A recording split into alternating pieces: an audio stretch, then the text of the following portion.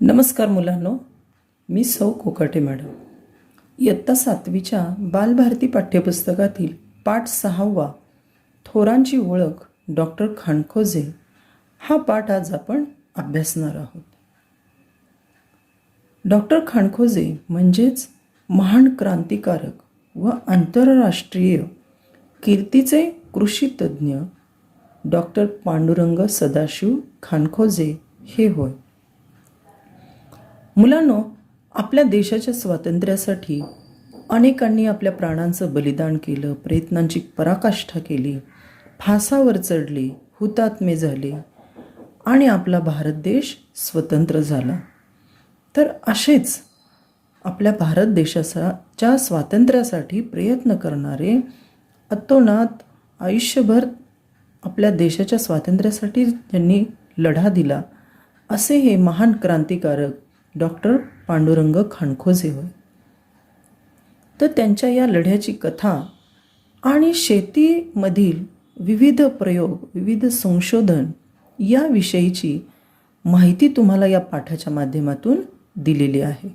तर पाहूया आपण डॉक्टर खांडखोजे यांच्याविषयी काय माहिती सांगितलेली आहे.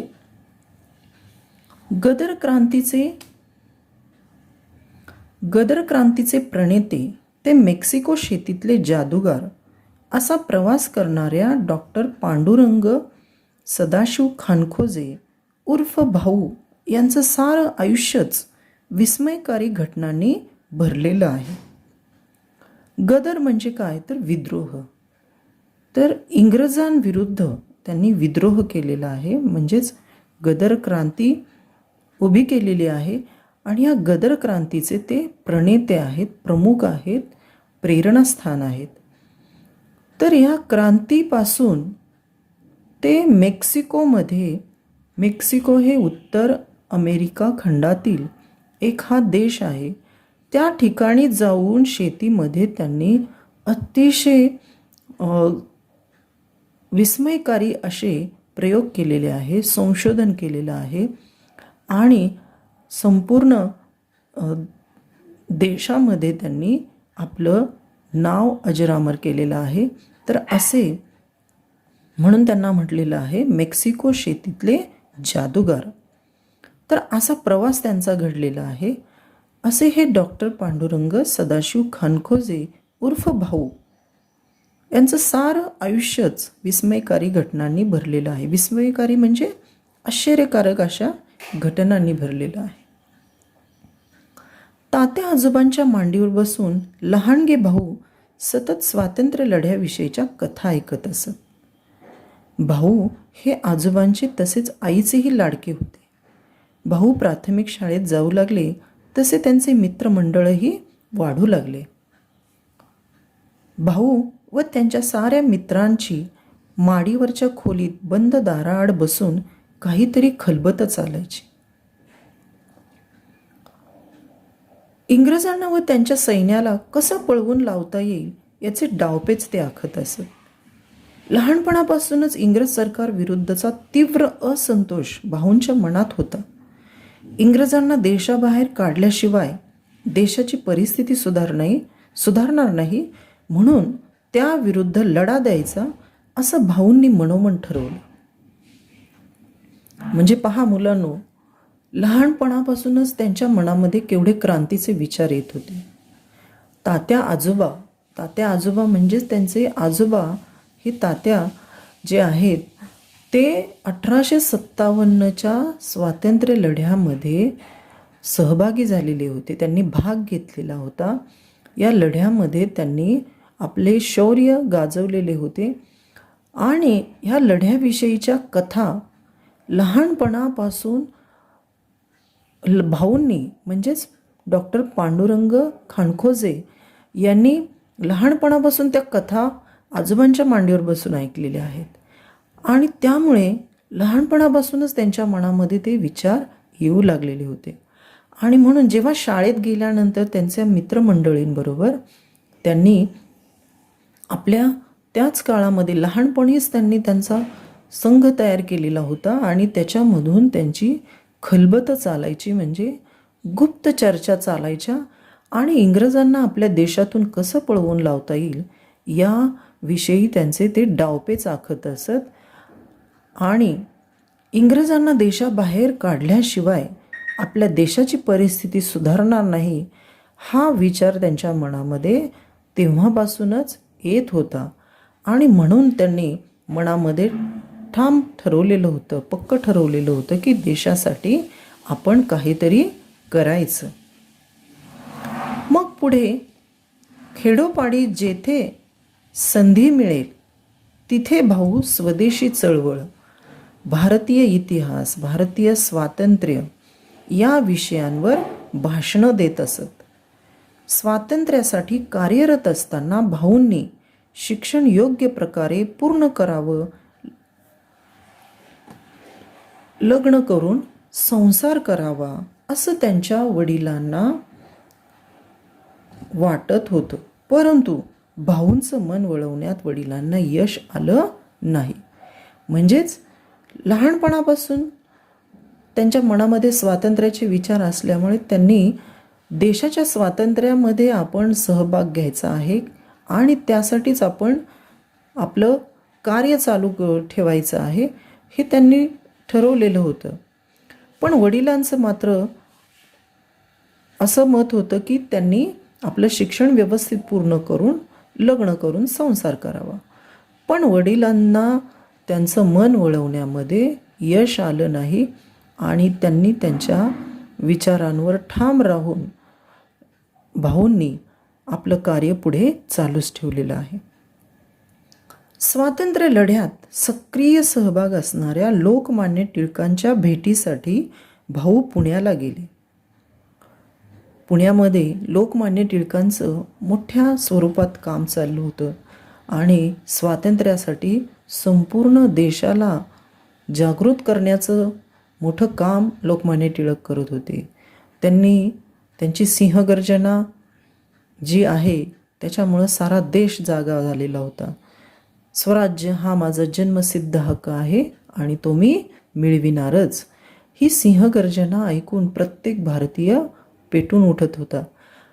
तर अशा पद्धतीने भाऊंनी सुद्धा त्या काळामध्ये लोकमान्य टिळकांच्या भेटीसाठी ते पुण्याला आलेले आहेत आणि तिथे त्यांच्या सहवासात ते राहू लागले. त्यांच्या सहवासात राहणं ही भाऊंना मोठी पर्वणीच वाटत होती. म्हणजे त्यांच्या सहवासात राहण्याची संधी भाऊंना मिळत होती. दुर्मिळ अशी संधी त्यांना लाभलेली होती.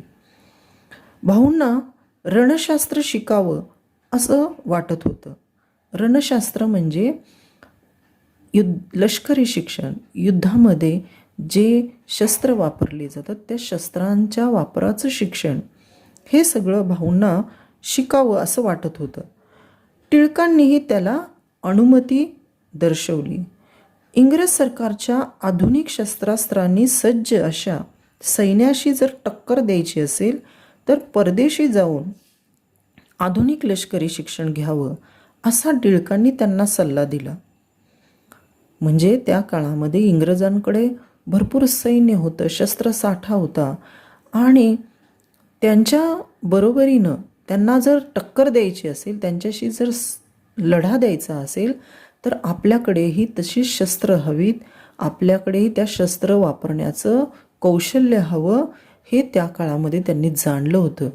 आणि मग लोकमान्य टिळकांनी त्यांना असा सल्ला दिला की परदेशी जाऊन तुम्ही त्याचं प्रशिक्षण घ्यावं. आणि अशा पद्धतीने मग सन 1906 साली लोकमान्य टिळकांच्या सांगण्यावरून त्यांनी मायदेश सोडला. मायदेश म्हणजे आपला भारत देश. म्हणजे पहा मुलांनो, आपल्या भारत देशाच्या स्वातंत्र्यासाठी त्यांनी आपल्या भारत देश सोडलेला आहे, मायदेश सोडलेला आहे आणि परदेशात गेलेले आहेत. अमेरिकेतील सान राफाएल येथील लष्करी शिक्षण देणाऱ्या अकॅडमीत भाऊ दाखल झाले. शिस्तपालन, अभ्यासातील प्रगती, सर्व प्रकारच्या कामातील तत्परता, शरीर चापल्य पाहून अकॅडमीतील शिक्षक वर्ग भाऊंवर खुश होता. लष्करी शिक्षण घेत असताना कोणतीही उणीव राहू नये म्हणून ते प्रयत्नांची पराकाष्ठा करत होते.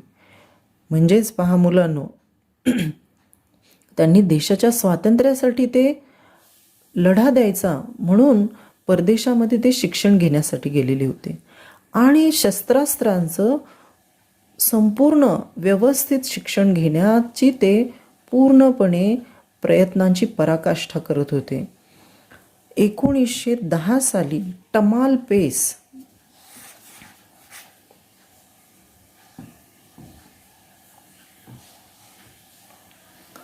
मिलिटरी अकॅडमीचा डिप्लोमा त्यांना मिळाला.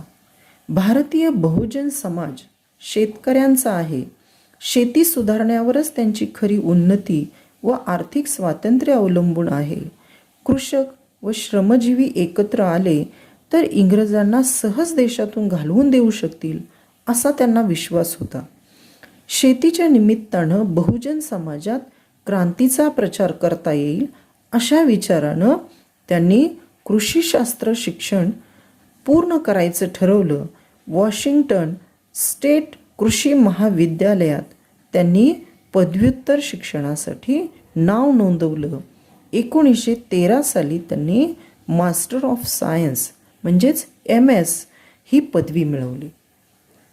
म्हणजे पहा, जसं त्यांनी टमाल पेस मिलिटरी अकॅडमीचा डिप्लोमा घेतला. डिप्लोमा म्हणजे प्रशिक्षण पूर्ण केल्यानंतरची जे प्रमाणपत्र मिळतं तो त्यांनी पूर्ण केलेला आहे. डिप्लोमा पूर्ण केला आणि शिवाय आपला देश हा बहुजन समाज हा शेतकरी, आपला देश कृषीप्रधान आहे आणि बहुजन समाज शेतकऱ्यांचा आहे. तर शेती सुधारण्यासाठीही त्यांनी प्रयत्न करावे हा त्यांनी विचार मनात ठेवूनच कृषक आणि श्रमजीवी एकत्र आले तर इंग्रजांना सहज देशातून घालवून देऊ शकतील असा त्यांच्या मनामध्ये विश्वास होता आणि त्या दृष्टीने त्यांनी कृषीशास्त्र पूर्ण करण्यासाठी वॉशिंग्टन येथील स्टेट कृषी महाविद्यालयातून MS ची पदवीही त्यांनी संपादन केली आणि अशा पद्धतीने शेतीविषयक त्यांनी आपलं ज्ञानही वृद्धिंगत करण्याचा प्रयत्न केलेला आहे. कृषी शिक्षण घेत असताना त्यांनी अमेरिकेत क्रांती केंद्र काढली. गदर उठावाच्या आखणीत ते आघाडीवर होते. लाला हरदयाळ, पंडित काशीराम, विष्णू गणेश पिंगळे, वीरेंद्रनाथ चट्टोपाध्याय, भूपेंद्रनाथ दत्त हे क्रांतिकारक त्यांचे सहकारी होते. सशस्त्र लढा संघटित करण्यासाठी त्यांनी Japan, America, Canada, Iran, Moscow, Berlin अशी भ्रमंती केली आणि अपार साहसे अंगावर घेतली. पहा मुलांनो, अमेरिकेमध्ये त्यांनी आपल्या देशाच्या क्रांतीसाठी, देशातल्या क्रांतीसाठी अनेक क्रांती केंद्र उघडलेली आहेत आणि तिथे त्या गदर उठावाच्या आखणीमध्ये ते आघाडीवर होते म्हणजे ते नेतृत्व करत होते, सगळं नियोजन ते करत होते आणि अशा पद्धतीने अनेक क्रांतिकारक त्यांच्याबरोबर सहकारी म्हणून तिथे सोबत होते. आणि हे करण्यासाठी, संघटित करण्यासाठी त्यांनी कित्येक देशांमध्ये भ्रमंती केलेली आहे.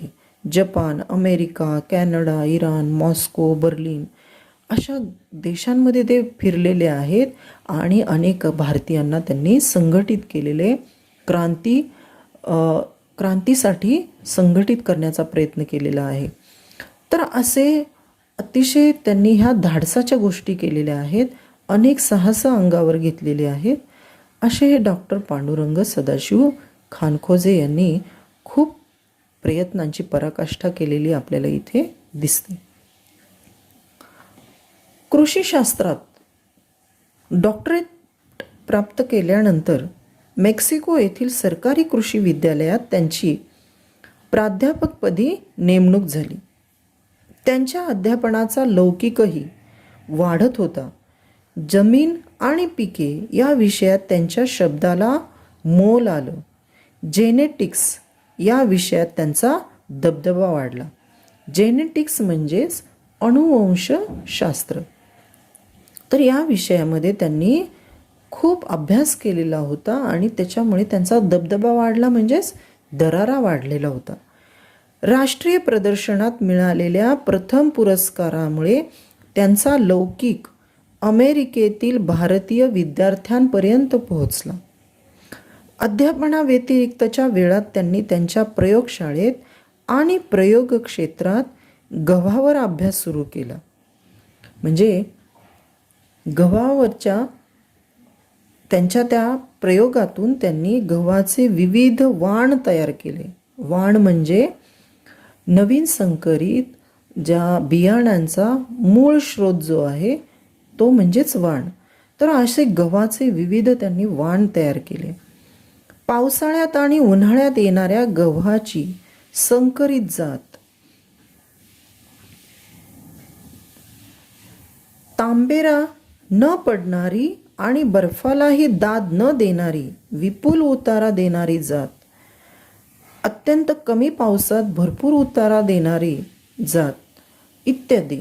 म्हणजे पहा, वेगवेगळे त्यांनी वाण जे तयार केले ते कोणकोणते, तर पावसाळ्यात आणि उन्हाळ्यात येणाऱ्या गव्हाची संकरित जात, तसंच तांबेरा म्हणजे एक प्रकारची कीड असते, तर ती कीड न पडणारी अशी, आणि बर्फालाही त्या प्रदेशामध्ये ते ज्या ठिकाणी होते तिथे सतत बर्फ पडणारा असा हा प्रदेश, बर्फवृष्टी होणारा, तर तिथे बर्फालाही दाद न देणारी अशी टिकून राहणारी जात, आणि विपुल उतारा म्हणजे खूप भरपूर उत्पादन देणारी अशी ही जात, आणि अत्यंत कमी पावसामध्ये भरपूर उतारा म्हणजे कमी पाऊस असतानाही भरपूर उत्पादन देईल अशी जात. तर अशा ह्या वेगवेगळ्या गव्हाच्या त्यांनी जाती म्हणजे वेगवेगळे प्रयोग करून त्यांनी गव्हाचं उत्पादन कसं वाढेल यासाठी खूप संशोधन केलेलं आहे. तर अशा ह्या डॉक्टर खणखोजेंच्या जेनेटिक्स क्षेत्रातला अभ्यास, जमीन आणि पिके या बाबतीतले प्रयोग, गव्हावरचे संशोधन इत्यादी लक्षात घेऊन मेक्सिकन सरकारच्या शेती सुधार मंडळाने त्यांना आमंत्रण दिले. संपूर्ण मेक्सिकोचा अभ्यास दौरा करावा, सर्व ठिकाणच्या कृषी संस्था, संशोधन केंद्र पाहावी, शेतकऱ्यांच्या भेटी घेऊन त्यांच्या अडचणी, अनुभव, विचार समजून घ्यावे, सुधारणा सुचवाव्या. या कामगिरीवर डॉक्टर खणखोजेंची नेमणूक झाली. त्यांच्या दौऱ्याची मेक्सिकन सरकारने व्यवस्था केली. या दौऱ्यावर त्यांनी मेक्सिकन जनतेचे मुख्य अन्न असलेल्या मक्याची पैदास आणि दर्जा वाढवण्याच्या दृष्टीने संशोधनाला सुरुवात केली. पैदास म्हणजे निर्मिती. मका हा जे मेक्सिकोतील मुख्य जे धान्य आहे, उत्पादन आहे, त्याच्यामध्ये जास्तीत जास्त वाढ करण्याच्या दृष्टीने आणि शिवाय त्याचा दर्जाही टिकून राहणे, दर्जा वाढण्याच्या दृष्टीने त्यांनी अतिशय मोलाचे असे कार्य केलेलं आहे. खूप विविध त्याच्यावर प्रयोग केलेला आहे, मोठं संशोधन केलेलं आहे. मेक्सिकोतील तेओसिंतले ही निरुपयोगी वनस्पती आणि मका यांचं संकरण करून त्यांनी तेओ मका ही मक्याची नवीन संकरित जात निर्माण केली.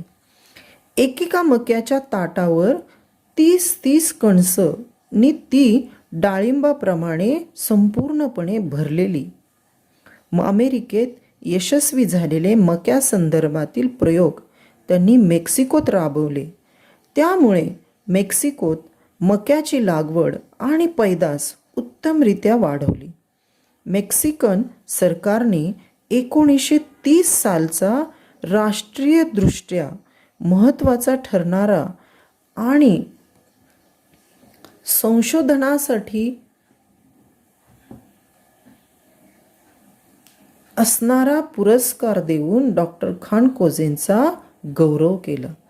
म्हणजे पहा मुलांनो, सुरुवातीला जे म्हटलंय त्यांना मेक्सिको शेतीतले जादूगार, तर खरंच जादूगाराप्रमाणेच त्यांनी केवढे विस्मयकारी असे प्रयोग त्या मक्याच्या संदर्भात केलेले आहे, मेक्सिकोमध्ये केलेले आहेत आणि त्याबद्दल त्यांना अगदी त्या देशाचा पुरस्कार मिळालेला आहे उच्च असा.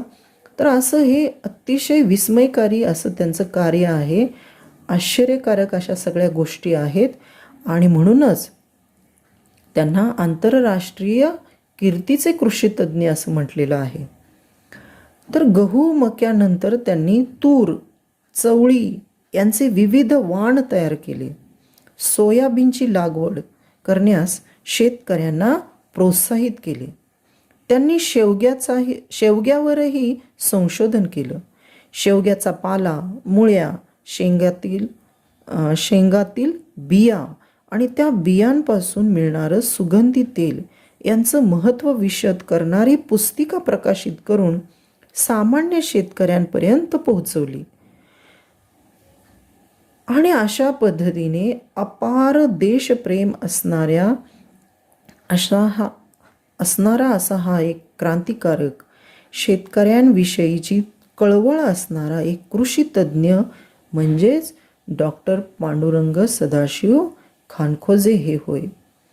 तर अशा पद्धतीने केवढं महान असं कार्य डॉक्टर पांडुरंग खानखोजे यांचं आहे, हे या पाठाच्या माध्यमातून मुलांनो आपल्याला सांगितलेलं आहे. आणि या पाठाच्या खाली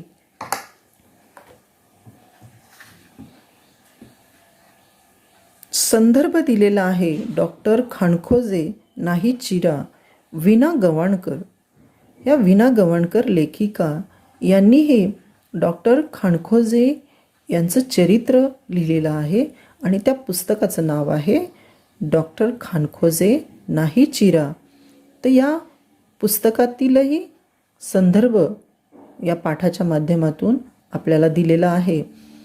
तर असे हे महान थोर असे क्रांतिकारक आणि आंतरराष्ट्रीय कीर्तीचे कृषीतज्ञ डॉक्टर पांडुरंग खानखोजे हे होय. तर या पाठाच्या माध्यमातून आपण माहिती त्यांची अभ्यासलेली आहे आणि तुमच्या लक्षात आला असेल पाठ. समजून घ्या आणि स्वाध्याय पूर्ण करा. धन्यवाद.